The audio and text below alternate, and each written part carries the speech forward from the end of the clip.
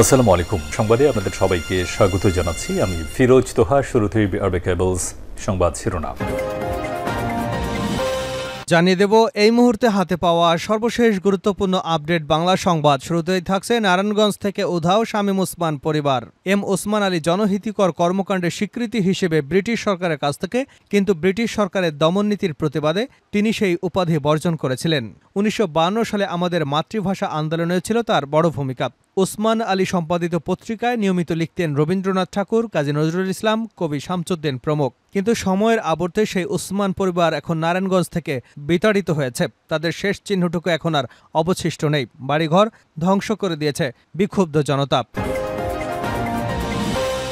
এবারে জানাবো কোনো অন্যায়কে প্রশ্রয় দেওয়া হবে না। বিএনপির কেন্দ্রীয় প্রচার সম্পাদক সুলতান সালাউদ্দিন টুকু বলেছেন, তৃণমূলে আপনারা যারা আছেন যদি অন্যায় অত্যাচার করেন সেটি কিন্তু দলের মধ্যে প্রভাব পড়ে, এতে দল ক্ষতিগ্রস্ত হয়।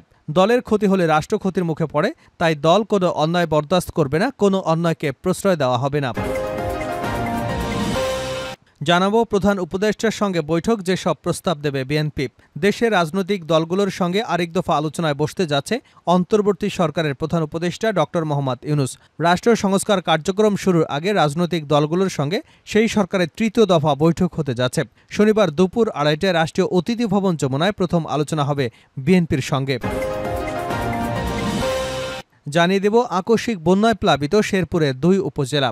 টানা ভারী বৃষ্টি এবং পাহাড়ি ঢলে শেরপুরের মহারশী, ভোগাই এবং চেল্লাখালী নদীর ২ কুল উপচে ২ উপজেলা নিম্নাঞ্চল প্লাবিত হয়েছে। এতে পানিবন্দী হয়ে পড়েছে কয়েক হাজার মানুষ। তুলে গেছে উপজেলার ২টি গ্রামের অধিকাংশ সড়ক ও ফসলের মাঠ। জানিয়ে দেব বৃষ্টি থাকবে কতদিন, জানালো আবহাওয়া অফিস। সক্রিয় মৌসুমি বায়ুর প্রভাবে রাজধানীসহ সারা দেশের বিভিন্ন অঞ্চলে গত ২ দিন ধরে বৃষ্টিপাত অব্যাহত রয়েছে। এই বৃষ্টি সপ্তাহ জুড়ে হতে পারে বলে জানিয়েছে আবহাওয়া অধিদপ্তর। মধ্য অক্টোবরের পর এই বৃষ্টি কমে আসবে বলে জানায় সংস্থাটি।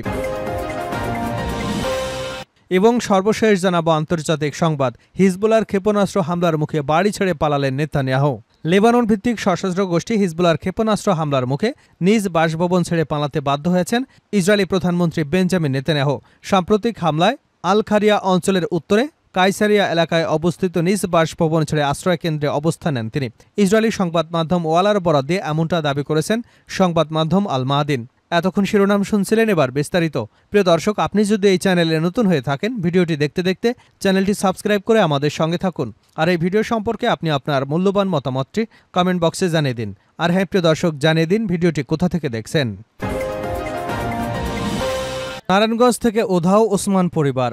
এম ওসমান আলী জনহিতকর কর্মকাণ্ডের স্বীকৃতি হিসেবে ব্রিটিশ সরকারের কাছ থেকে খান সাহেব উপাধি পেয়েছিলেন, কিন্তু ব্রিটিশ সরকারের দমননীতির প্রতিবাদে তিনি সেই উপাধিও বর্জন করেন। ১৯৫২ সালে আমাদের মাতৃভাষা আন্দোলনে ছিল তার বড় ভূমিকা। ওসমান আলী সম্পাদিত পত্রিকায় নিয়মিত লিখতেন রবীন্দ্রনাথ ঠাকুর, কাজী নজরুল ইসলাম, কবি জসিমউদ্দিন প্রমুখ। ওসমান আলীর ছেলে একে শামসুজ্জোহাও ছিলেন নারায়ণগঞ্জের সুপরিচিত সমাজপতিদের একজন। এমন ২ পূর্বপুরুষদের হাত ধরে নারায়ণগঞ্জে ওসমান পরিবারের মানমর্যাদা, প্রভাব প্রতিপত্তি ব্যাপক পরিচিতি পায় এবং আপামার মানুষের সমীহ আদায় করে নেয়। কিন্তু শামসুজ্জোহার পরবর্তী প্রজন্ম অর্থাৎ তার ছেলে নাসিম ওসমান, সেলিম ওসমান, শামীম ওসমানের আমলে নানা সমালোচনার তীরে বিদ্ধ হয় ওসমান পরিবার। তাদের বিরুদ্ধে সামাজিক প্রতিপত্তি এবং আওয়ামী লীগের রাজনৈতিক প্রভাব খাটিয়ে একের পর এক খুন খারাপি, চাঁদাবাজি, দখলদারি, নির্যাতন, নিপীড়ন, মানবতা বিরোধী মতাবলম্বীদের দমন সহ নানা গুরুতর অভিযোগ উঠে আসে। পরিস্থিতি এতটাই বেগতিক হয়ে পড়ে যে ছাত্র জনতার আন্দোলনের মুখে গত ৫ই অগাস্ট হাসিনার ক্ষমতাচ্যুত হবার পর থেকে রীতিমতো উধাও হয়ে গেছে নারায়ণগঞ্জের প্রভাবশালী এই ওসমান পরিবার। শুধু তাই নয়, এই পরিবারের বিরুদ্ধে এতটাই জনরোষ সৃষ্টি হয়েছে যে তাদের বাড়িঘর, ব্যবসা প্রতিষ্ঠানে রীতিমতো ভাঙচুর এবং অগ্নিসংযোগ ও লুটপাট চলছে। একাধিক সূত্রের খবর, শামীম ওসমানকে সর্বশেষ দুবাই দেখা গেছে। আওয়ামী লীগ সরকার পতনের পর সেলিম ওসমান এবং প্রয়াত নাসিম ওসমানের পরিবারকে আর নারায়ণগঞ্জে দেখা যায়নি। নারায়ণগঞ্জের স্কুল ছাত্র ত্বকী হত্যা, চাঞ্চল্যকর 7 মার্ডার সহ আরও একাধিক হত্যাকাণ্ডে বরাবরই শামীম ওসমানের পরিবারের দিকে তীর। কিন্তু এরপরও পরিবারের সদস্যরা আইনি ধরাছোঁয়ার বাইরে থেকে গেছে। অবশেষে হাসিনা সরকারের পতনের পর শামীম ওসমান, সেলিম ওসমান সহ তাদের অনুসারীদের বিরুদ্ধে এখন একের পর এক মামলা হচ্ছে। কোনো অন্যায়কে প্রশ্রয় দেওয়া হবে না, সুলতান সালাউদ্দিন টুকু। বিএনপির কেন্দ্রীয় প্রচার সম্পাদক সুলতান সালাউদ্দিন টুকু বলেছেন, তৃণমূলে আপনারা যারা আছেন যদি অন্যায় অত্যাচার করেন সেটি কিন্তু দলের মধ্যে প্রভাব পড়ে, এতে দলের ক্ষতিগ্রস্ত হয়। দলের ক্ষতি হলে রাষ্ট্র ক্ষতির মুখে পড়ে, তাই দল কোনো অন্যায় বরদাস্ত করবে না, কোনো অন্যায়কে প্রশ্রয় দেওয়া হবে না। নেতাকর্মীদের প্রতি হুঁশিয়ারি উচ্চারণ করে টাঙ্গাইলের গোপালপুরে শুক্রবার পৌর শহরের মেহরুন্নিসা মহিলা কলেজ মিলনায়তনে উপজেলা এবং শহর বিএনপি আয়োজিত অনুষ্ঠিত কর্মী সম্মেলনে প্রধান অতিথি হয়ে এসব কথা বলেন তিনি। সুলতান সালাউদ্দিন টুকু আরও বলেন, আসন্ন দুর্গাপূজা উপলক্ষে ষড়যন্ত্র হতে পারে। এসব মোকাবেলায় বিএনপি নেতাকর্মীদের সর্বোচ্চ সজাগ থেকে সনাতন ধর্মাবলম্বী ভাই বোনদের নিরাপত্তা দিতে হবে। প্রধান উপদেষ্টার সঙ্গে বৈঠক, যেসব প্রস্তাব দেবে বিএনপি। দেশের রাজনৈতিক দলগুলোর সঙ্গে আরেক দফা আলোচনায় বসতে যাচ্ছে অন্তর্বর্তী সরকারের প্রধান উপদেষ্টা ডক্টর মোহাম্মদ ইউনূস। রাষ্ট্রীয় সংস্কার কার্যক্রম শুরুর আগে রাজনৈতিক দলগুলোর সঙ্গে এই সরকারের তৃতীয় দফায় বৈঠক হতে যাচ্ছে। শনিবার দুপুর ২:৩০টায় রাষ্ট্রীয় অতিথি ভবন যমুনায় প্রথম আলোচনা হবে বিএনপির সঙ্গে। বিএনপির প্রতিনিধি দলে নেতৃত্ব দেবেন মহাসচিব মির্জা ফখরুল ইসলাম আলমগীর। বিএনপি নেতারা বলেছেন, ২০২৩ সালে দ্বাদশ সংসদ নির্বাচনকে সামনে রেখে বিরোধী রাজনৈতিক দলগুলোর সামনে বিএনপির পক্ষ থেকে রাষ্ট্র সংস্কারের ৩১ দফা প্রস্তাবনা তুলে ধরা হয়েছিল। সেখানে একটি অবাধ, নিরপেক্ষ এবং গ্রহণযোগ্য নির্বাচনের আগে নির্বাচন কমিশন সহ কী ধরনের সংস্কার প্রয়োজন তারও বিস্তারিত ছিল।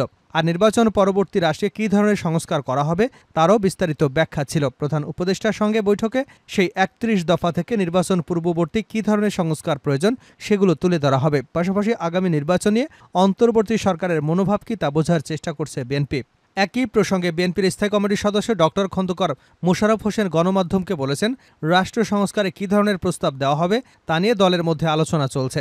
তবে জনগণের ভোটের মাধ্যমে তাদের নির্বাচিত সরকার প্রতিষ্ঠার বিষয়ে অবশ্যই আলোচনা থাকবে। বিএনপির সঙ্গে বৈঠক শেষে বেলা ৩টায় প্রধান উপদেষ্টার সঙ্গে আলোচনায় বসবে জামায়াত ইসলামের প্রতিনিধি দল। এছাড়া বাংলাদেশ কমিউনিস্ট পার্টি, সিপিবি, বাম গণতান্ত্রিক জোটের নেতাদেরও আলোচনায় আমন্ত্রণ জানানো হবে। আকস্মিক বন্যায় প্লাবিত শেরপুরের ২ উপজেলা। টানা ভারী বৃষ্টি এবং পাহাড়ি ঢলে শেরপুরের মহারশী, ভোগাই এবং চোল্লাখালী নদীর ২ কূল উপচে ২ উপজেলা নিম্নাঞ্চল প্লাবিত হয়েছে। এতে পানিবন্দী হয়ে পড়েছে কয়েক হাজার মানুষ। তলিয়ে গেছে উপজেলার ২টি গ্রামীণ অধিকাংশ সড়ক এবং ফসলের মাঠ। অনেক বাড়িঘরে হাঁটু পানিতে নিমজ্জিত। ভেসে গেছে অসংখ্য পুকুরের মাছ। এমন আকস্মিক বন্যায় মহা দুর্ভোগে পড়েছে অন্তত ৫০ গ্রামের মানুষ। জানা গেছে, গত বৃহস্পতিবার রাত ৯টায় ভারী বৃষ্টি শুরু হয়। রাতভর বৃষ্টিতে ঝিনাইগাতি উপজেলার মহারশী নদীর পানি বেড়ে উপজেলার সদর বাজার, উপজেলা পরিষদ চত্বর সহ ৪টি ইউনিয়নের নির্মাঞ্চলে বন্যা দেখা দিয়েছে।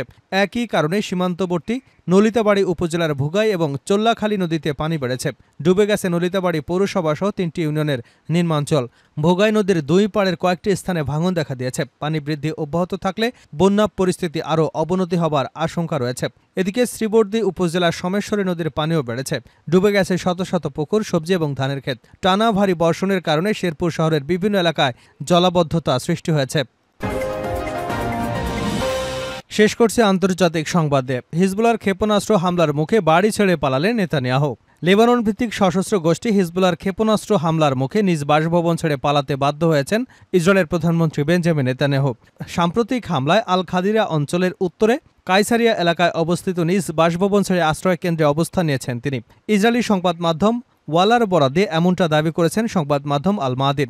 এর আগে ইরানি হামলা থেকে বাঁচতে পালাচ্ছেন নেতানিয়াহু এমন একটি ভিডিও ছড়িয়ে পড়ে। পরে ব্রিটিশ বার্তা সংস্থা রয়টার্সের ফ্যাক্ট চেকে বেরিয়ে